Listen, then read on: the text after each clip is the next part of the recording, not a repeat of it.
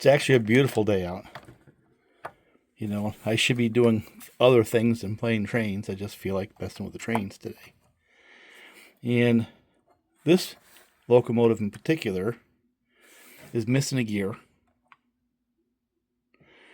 And I bought this from the Bachmann website. And let me see if I can put this truck assembly on and maybe take a couple of laps on this beautiful day when I should be out in the woods cutting trees. Like most of the Williams of this era, they're pretty simplistic. 2 screws, one at either end, and they pretty much are free. Now I'm going to have to put the camera down so I can spread the frame rail just a little bit to get it out of there. Although I don't know if I even need to. Now here's my question. A lot of the Williams were kind of patterned after, the Lionel. Like this frame is similar to the Lionel GP7, GP9 series in a lot of ways. And I'm kind of curious to see if I could swap a shell from one of the Lionels onto one of these things at some point. I'm not sure I'm going to do it with this one. But once the shell is off, it's pretty much typical Williams. You got the vertical cans. It's got a sound card. Of course, the rectifier is in there somewhere. And to change these trucks, it's really not that hard. You're going to have a screw which holds the motor on, the one like usual. And then you have one that holds on the pickup, right? So that one first. And there's a screw in there, but I can't remember if it comes from the top or the bottom. So let's get the motor off first, and then we'll take a look. I really enjoy the simplicity of the Williams product line. Yeah, that one screw and the motor comes off in the usual way. The screw goes right in there. That thing doesn't look like it has a whole lot of time on it. You know that? So I see one screw right there on top, and that's going to be going all the way through right there. It probably has a plastic sleeve, so let me take that one off second. A closer look. Here's the screw that went up through to the motor, and here's the one that goes down to the pickup, and I'm pretty sure it's already out. Yeah.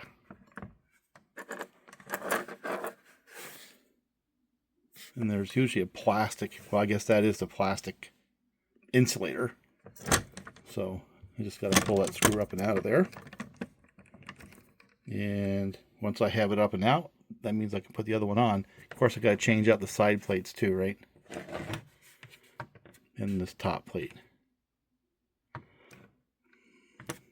That as well. So I guess I'm going to take that one first. And then I'm going to take these and that top plate second.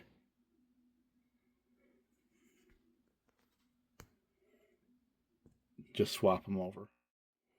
It's interesting that the side frames attached to that top steel, and that goes directly on like it would naturally seem to be, but this up here is what actually holds the side plates. The side plates or side frames are threaded, and the screws drop down to that top plate, which I think is interesting. That's a little different. And there's, again, the screw goes through that plastic insulator. So I just basically have to slide this one out and slide this pre-lubed truck that I bought from Williams in. Already has the traction tires on it and everything. Huh, look at that. Really, really cool. Really cool design. I'm going to repair this one. But this is just quick and easy. I think I spent $60 for this brand new replacement. It's a universal for all their 2-axle diesels. Powered truck. that's really cool, the fact that they still have them in stock. I personally think that's one of the disappointments I've had with the brand, is oftentimes that stuff is not available. But in this case, and also with my Alco PAs, a lot of that stuff has been in stock. It's very refreshing. Nice. And there it is. 2 screws. That one right there, and the one that holds the motor in, is all it takes to replace one of these things. And, to those people who do repairs, yeah, I can fix it. I'm going to, because I want to. But there's time cost things too. So when you have an easy bolt-on new part like that, it saves both you and the customer money when you really think about the entire task, both the part and the labor. So let's put the shell back on and see if we can make this thing run. Actually, before I put the shell on, let me make sure that the light bulbs both work. So hooked it up to the test transformer, and let's see what we got.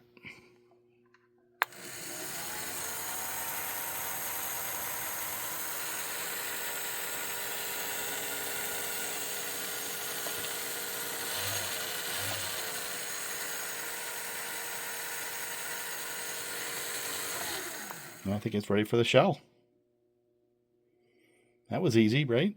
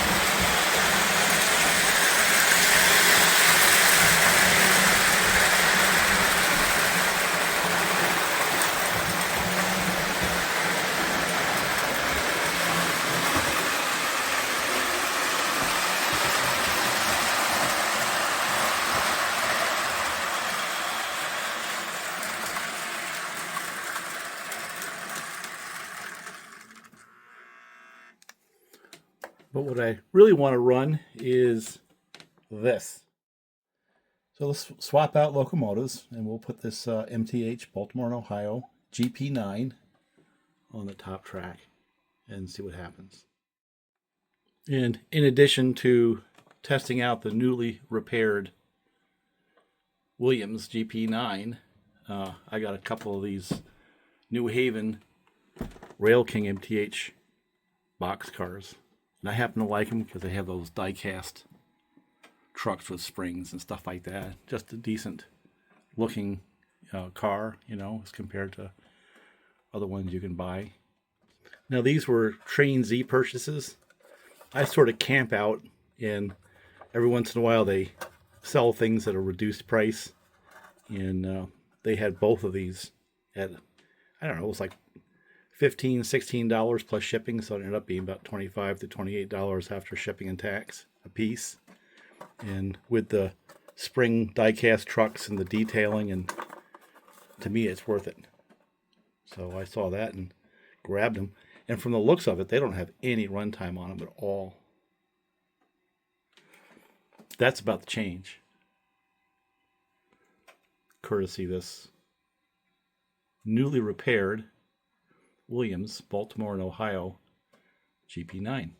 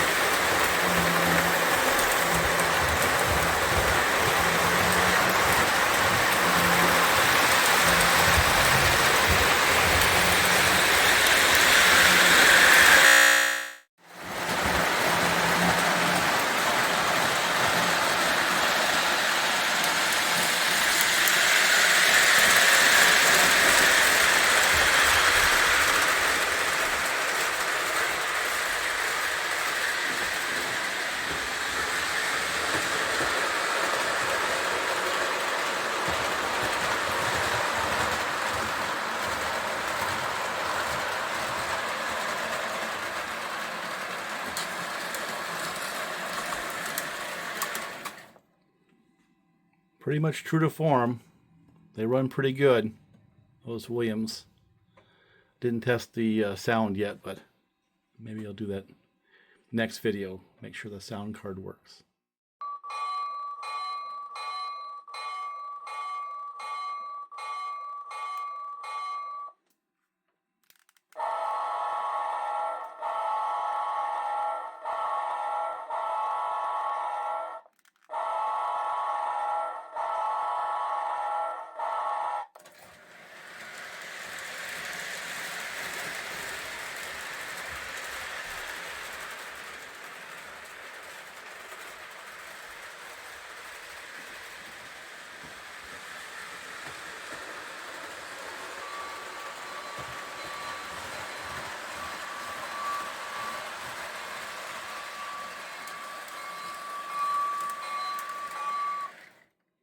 Guess that answers that, huh? So, very cool. I think that's enough for a video.